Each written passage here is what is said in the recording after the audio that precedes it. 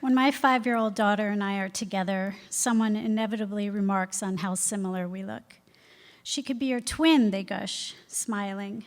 People have been saying this about us since she was born, and since that day, I have been quick to point out our differences.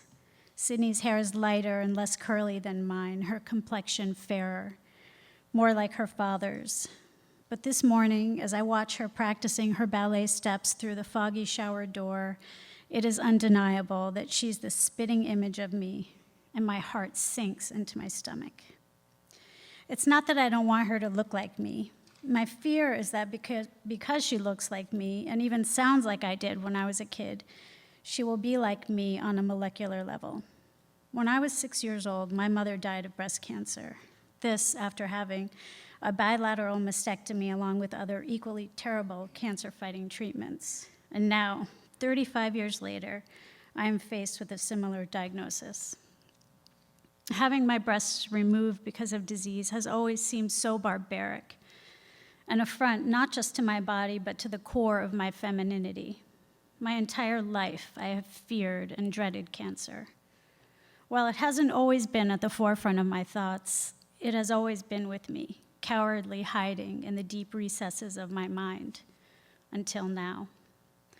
When I got the call from my doctor after a recent mammogram, I wasn't surprised.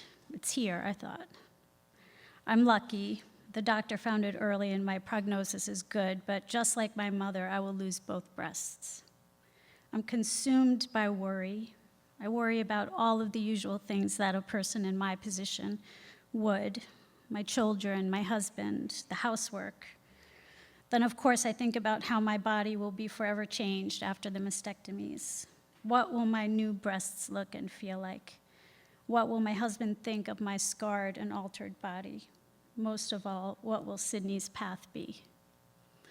When I was a kid, people often spoke about how far medicine will have come by the time I grow up, how I won't have to face the same choices as my mother if I ever got cancer because they will have found a cure for it by then. I look down at my breasts in the shower and think about the fact that over 3 decades later, I'm going to have the same barbaric procedure done to me as my mother did.